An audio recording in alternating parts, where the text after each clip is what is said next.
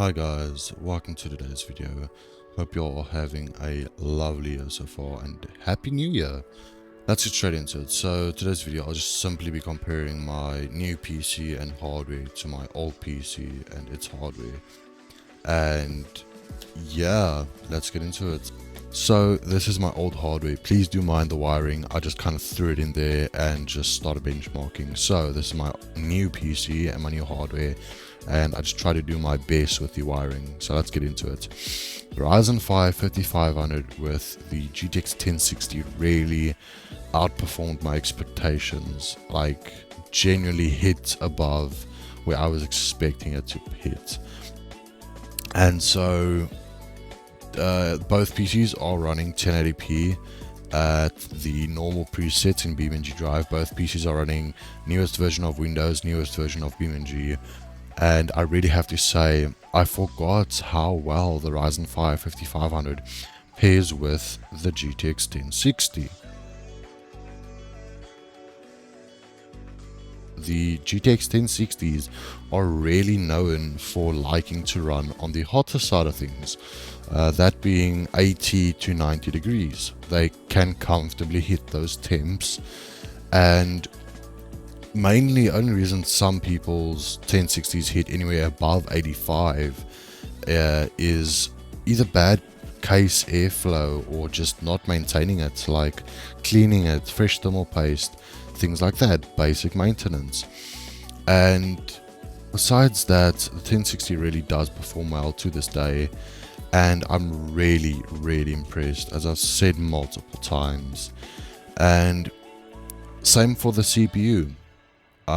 They just pair well together, as the Ryzen 5 5500 is really controversial. And so I still think that the Ryzen 5 5500, even if bought new or second hand, doesn't really matter. But if Ryzen 5 5500 is paired with the GTX 1060, I feel it is one of the best budget combos for someone on a banging budget. And so especially in today's crazy world we live in, where RAM prices are spiking, GPU prices have spiked, and now SSDs as well. And so it is quite literally a nightmare, and it's unfortunately one of the things we can't really control, as the high ups have control over that. And it's quite sad to kind of see the market, I guess, fall into a downfall. But that's why I'm making this video, to kind of give y'all an idea on what kind of to be aiming for your first budget build. As you can see, this PC is running BeamNG fine at 1080p.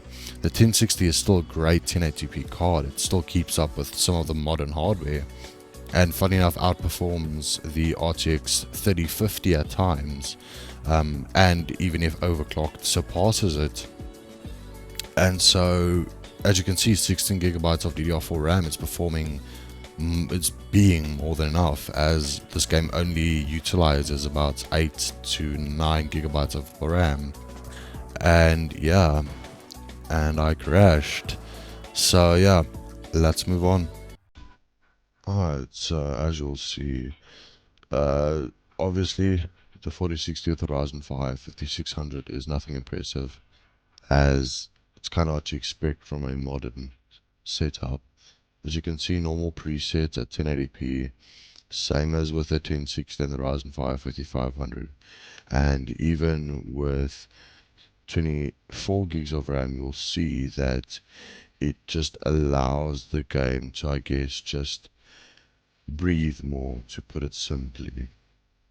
And so I was generally actually surprised by the FPS, but not so much by the temps, as the CPU isn't under much load, so we don't expect it to get quite hot. But the GPU is constantly rendering and just working to rendering all the minor details, like the bushes, the road, the tiny grass clippings on the side of the road, and especially at the speed I'm traveling, so it's having to render that quite as fast as possible.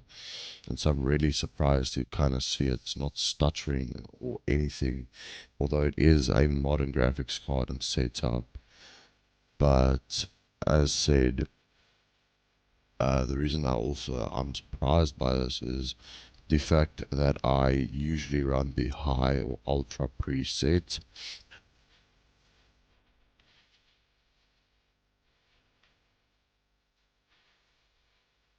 And so if we also compare the GPU temps, so the 4060 compared to the 1060, I'm quite surprised to see that the 1060, which was consistently hitting 70 to 72, maybe even lower at times, is pretty much identical to the 4060 of mine, as it is as well consistently hitting anywhere from 65. I think the lowest I've seen it so far is 66. So it's hitting anywhere from 66 to upwards of 72 degrees. And so I'm really impressed to see that. The only reason I suspect the temp has dropped is one, due to good case airflow, and two, due to obviously having rendered in most of the map already. And so, ignoring that for a second, I got stuck there for a second as I guess I didn't have enough momentum. And yeah, so for a quite modern setup, and still, even this is still budget friendly, and I crashed again. It's really, it gets the job done. As I could say, it plays everything I need it to.